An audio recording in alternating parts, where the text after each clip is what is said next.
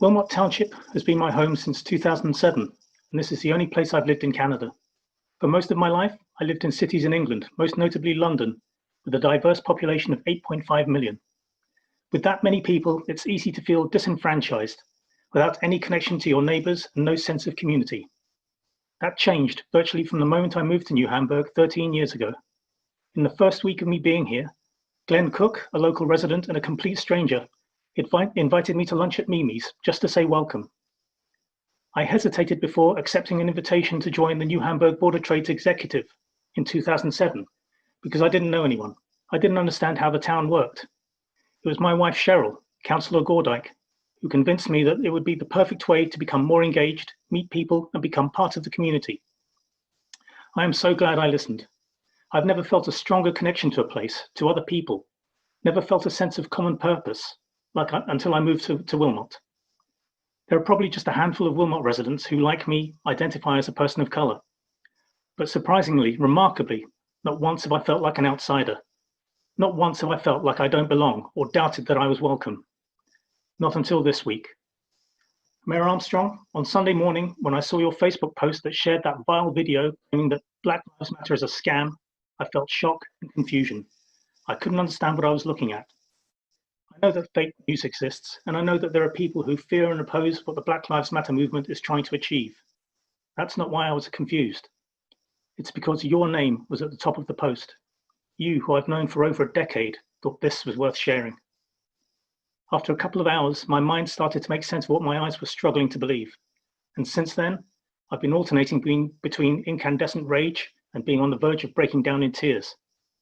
Why you thought sharing a White Lives Matter propaganda video would be a catalyst to bringing about positive change escapes me. Describing it as another view and interesting shows that you consider it a credible entry point into an urgent discussion about racism, particularly anti-Black racism. I didn't feel capable of articulating what I was feeling until Monday, when I heard your council colleagues speak up to condemn your actions and vow to be an ally in the fight for racial equality. It was my impression that you only deleted the Facebook post begrudgingly. Councillors, I salute each and every one of you for the courage of your convictions. And yet, Mayor Armstrong, you stubbornly stood firm in your belief that you had done nothing wrong, and that it was the fault of those who were offended because they had misinterpreted your intent. Even as late as Wednesday morning, when you were interviewed by CBC's Craig Norris, you insisted you had done nothing wrong. You were interviewed by the Waterloo Region Record later the same day, and you still insisted to Joel Rubinoff that people were misreading things. But somehow, by the time of Wednesday evening's regional council meeting, you had an epiphany, and you read a statement of apology, the same one you read this morning. I'm curious to know what changed your mind in those intervening hours.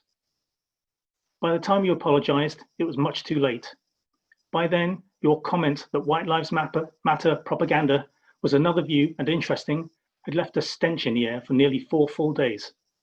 And that stench attracted white supremacists who came to this township to intimidate local residents, including Indigenous ones, some of whom were protesting peacefully by the statue of Sir John A. Macdonald. White supremacists now feel there's a place for them right here. Mayor Armstrong, it wasn't until I saw the photos and videos that were bravely shot by Namish Modi of The Independent, another person of colour, that my anger was joined by something else: fear. This is my home, and I no longer feel safe here, because this is now a place where white supremacists also feel at home. And that's because you opened the door to them when you said a hateful video was simply another view and interesting. You gave that odious view legitimacy.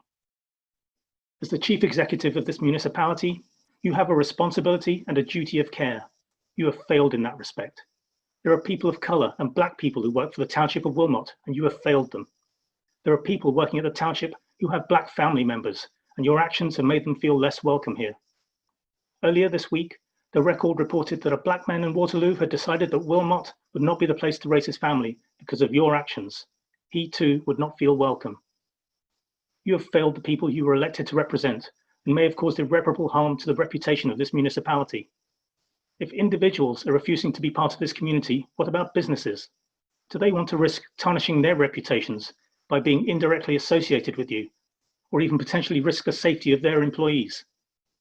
I don't believe that we have fully understood yet the enormity of your failure of judgment. Mayor Armstrong, Les, I don't know if your apology is sincere, but I do know that it's going to take a long time before I feel I can accept it. Thank you.